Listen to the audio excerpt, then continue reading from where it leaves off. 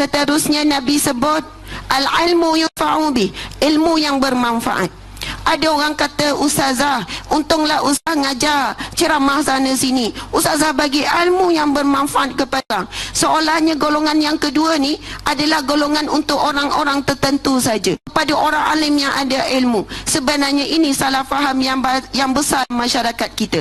Bila Nabi sebut tentang sesuatu amalan, Nabi tujukan untuk semua, bukan untuk dikhususkan kepada golongan tertentu saja. Ilmu yang bermanfaat ni ibu-ibu sekalian, semua ibu-ibu ada ilmu yang bermanfaat. Di sana mungkin ada orang yang pandai menjahit baju. Daripada ilmu menjahit baju tu, dia pun ajar pula kepada seorang yang lain. Mai mak cina ajar kamu jahit baju elok-elok. Lepas tu kamu ambil daripada upah tersebut, kamu boleh tanggung anak-anak kamu. Pahala mengalir, ilmu yang memberi manfaat dunia dan juga akhirat. Kemudian kita pun meninggal dunia. Ibu ni pun dia jahit, dia besarkan anak. Anak dia ni pun berjaya, ada masuk tahfiz. Nampak tak betapa besarnya ilmu yang kita mengalirkan, kita ajar secara percuma dan sebagainya, atau ajar dengan upah dan sebagainya, tetapi dengan hati yang ikhlas. Dan ramai juga orang tak faham, ibu-ibu sekalian. Saya tengok ramai kaum muslimat tu, saya banyak tuju ibu-ibu, boleh ya? Kan muslimin koci hati, napa ustazah tak sebut pasal dia, ni kita sebut. Kan panas hati pula sebut pasal suami kan. Masya Allah ibu-ibu sekalian, ibu-ibu ada ilmu pengurusan rumah tangga. Tolong turunkan ilmu pengurusan rumah tangga kepada anak-anak. Ilmu ini tidak ada orang lain boleh beri melainkan seorang ibu ataupun seorang ayah. Pengalaman saya handle masalah rumah tangga, perkahwinan muda-mudi yang bercerai 3 bulan kahwin, setahun kahwin, 2 tahun kahwin, tak boleh kekal lama. Antaranya kegagalan tidak adanya ilmu pengurusan rumah tangga. Sebelum ni saya kerja perundingan rumah tangga ya. Sebab itu saya boleh faham, saya tahu statistik buat kenapa masalah rumah tangga sekian-sekian. Ada suami cakap, ustaz saya dah tak boleh sabar dengan isteri saya. Berapa tahun kahwin, baru je 3 bulan. 3 bulan dah tak boleh sabar. Kenapa? Saya ingat rumahku syurgaku, rumahku nerakaku. Saya kata, kenapa encik sampai matu sekali, kan baru kahwin, sabar je lah kan, sekian-sekian. Ustazah, saya tak sangka lah, saya ingat saya nikah dengan orang perempuan. Sekarang saya tak tahu saya nikah dengan apa. Kenapa dengan orang perempuan kat rumah tu? Tak pandai buat kerja rumah. Masak rupanya tak reti. Lipat kain pun besar kecil kantong baju tu. Jemur kain pun bergulung-gulung, tak dikibasnya dulu. Basuh pinggan bertimbun-timbun baru nak basuh. Menyapu pun macam tak menyapu. Lelaki ni dibesarkan oleh ibunya dengan kemas, dengan teruk. Tetapi ramai mana di luar sana, saya nak ingatkan ibu muda sekalian, anak kecil-kecil sekalian. Sebab apa hari ini ibu bapa memanjakan anak, merajakan anak. Sebab itu Nabi sebut di antara tanda kiamat, lahirnya ibu melahirkan tuan. Cak, anak ni bila buka mata je, baju dah siap digosok oleh mak dia nak pergi sekolah. Mak dah siap gosok tu. Okey, anak ni seronok lah. Okey, mak dah siap kapan? Anak ni sukalah makan. Okey, tak apa, tinggal pinggan tu, pergi sekolah. Mak pun basuhkan pinggan. Lepas tu bila balik daripada sekolah, kamu pergilah, kamu penat kan belajar kan?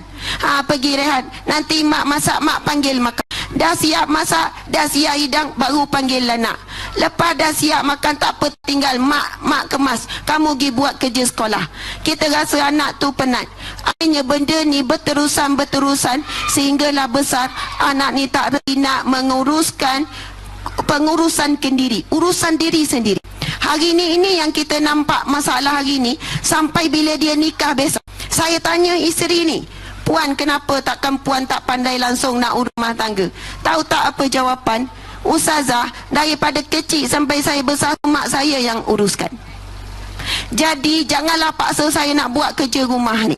Lepas tu di sana ada pula suara yang kata kerja rumah ni semua kerja lelaki. Orang lelaki boleh terima tak? Boleh je. Allahu Akbar. Orang yang cakap boleh tu tak tahu buat ke tak tu. Ada pula yang cakap kerja rumah ngamaru masak. Apa lagi? Menyapu rumah, sedia makan minum, gosok baju. Hanya semua itu kerja orang lelaki. Orang perempuan membantu saja. Saya fikir amboi. Yang orang perempuan dah besar gedabat nak buat kerja apa? Nak goyang kerja? Nak layan suami saja? Subhanallah, di sana ada perbincangan ulama berkenaan dengan pengurusan rumah tangga. Sebab itu Nabi ada bersabda, kullukum ra'in wa kullukum mas'ulun an ra'iyatihi. Setiap kamu adalah pemimpin dan setiap daripada kamu akan ditanya akan kepimpinanmu.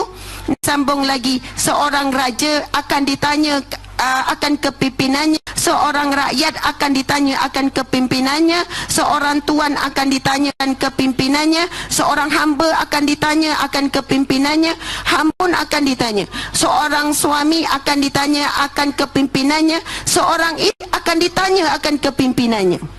Maksudnya dalam bab rumah tangga, suami ada bab yang dia uruskan, isteri ada tanggungjawab yang perlu dia diuruskan. Lalu di sini para ulama bincang apakah seorang suami dan isteri. Lalu di sana sebagai kesimpulan panjang bincangan tersebut, tugas suami dan isteri mengikut fitrah. Saya nak tanya, yang cantik lipat kain orang lelaki ke perempuan? Ada cakap laki. Orang cakap tu lipat tak kain. Saya pernah buat kursus kan. Kursus ni kursus untuk pasangan dah kahwin, ada 30 tahun kahwin, orang-orang tua lah. Saya minta, okey pakcik, nanti untuk sesi praktikal bawa 3 pasang baju masing. Lepas tu kita buat mula-mula grup lelaki dulu lipat kain. Lepas tu kan saya kata tengok dalam kiraan depan dalam 1 minit ke 2 minit, macam tu lah, saya lupa. Lepas tu masing-masing kelang kabut lah ni lipat. Kita boleh tengok cara orang lelaki lipat kain, gulung-gulung je, besar kecil tak keluar. Kita kata pusingkan dulu, kita nak tengok dia lipat macam mana. Lepas tu kita buat pula, okey sekarang grup pula lipat kain, masing-masing lipat baju pasangan masing-masing lah. Bila isi lipat, boleh atas angin je, letak macam dia tebal roti canai. Dia punya terror tu boleh pula elok kiri kanan, subhanallah. Masa ni kata, ustazah kami surrender, kami tahu isi kami memang hebat, mereka dah urus lama rumah tangga, ya Allah. Jadi kalau bab lipat kain ni contohnya, siapa yang lebih natural buat, siapa yang fitrahnya lebih mahal, siapa? Orang perempuan. Kalau jemur kain, orang perempuan juga. Kalau masak, memang ada perempuan lelaki. Saya sebut macam ni bukan saya kata orang lelaki tak boleh jemur kain, lipat kain, baringkan apa semua. Lelaki yang melakukan hal tersebut, dia mengikut sunnah Nabi SAW. Tapi saya nak cakap, jangan sampai kita orang perempuan bila dengar orang ni semua kerja orang lelaki ni, kita pun mendabik dada seronok. Bang, saya tak buat kerja, awak jangan nak marah lah. Sebab ustaz tu kata, ustazah tu kata, ni kerja awak ni, saya tolong tak nolong, awak tak boleh paksa. Ini akhirnya akan membuatkan perpecahan hati, akan membuatkan rasa terluka, seolahnya semua dihempuk pada suami dan sebagainya. Tetapi memang di sana ada lelaki langsung tak nak bantu, semua serah isterinya. Percayalah, kita sedang menghimpun pahala sabar, dan mungkin pahala kita duduk lipat kain, lipat baju, jemur kain, menyapu, itulah yang mengantarkan kita ke syurga Allah Subhanahu wa taala. Sebab pekerjaan itu adalah rutin yang mana sangat menguji sabar. Saya pernah buat kajian ni, yang saya tadi ramai suri rumah kan. Kita buat statistik tekanan ataupun stres antara suri rumah dengan wanita yang bekerja. Kita dapati tekanan adalah lebih tinggi di kalangan suri rumah. Bukan kata tak nak menyembelahi orang yang bekerja, sebab saya pernah bekerja juga, sekarang pun saya bekerja, dan saya pernah jadi suri rumah sepenuh masa. Masa tu saya ikut sambung belajar, berapa tahun saya di suri rumah, duduk kat rumah. Dan ketika itu rasa, ya Allah, tak sabarnya nak kerja balik. Saya rasa kenapa terus sangat jadi suri rumah, menyapu 10 kali sehari. Kalau bekerja, pagi tinggal rumah, malam karanglah pula.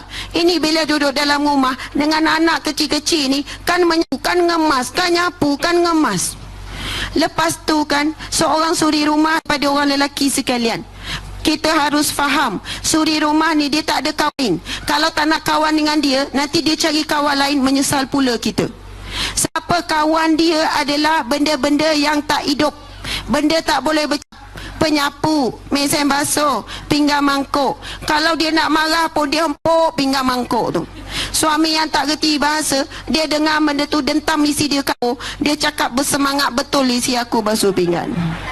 Ni yang tak gerti bahasa lah. Kalau yang gerti bahasa, itu kan bahasa badan. Suami akan pergi yang kena ni, awak penat ke, urut sikit bau, terus hilang penat.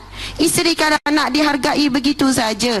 Bukan nak suruh suami beria buat kerja, tapi cukup memuji. Rumah ni bersih lah, bagus lah awak. Daripada awak kahwin sampai awak memang pengemas. Dia akan bangun terus sambung kemas lagi.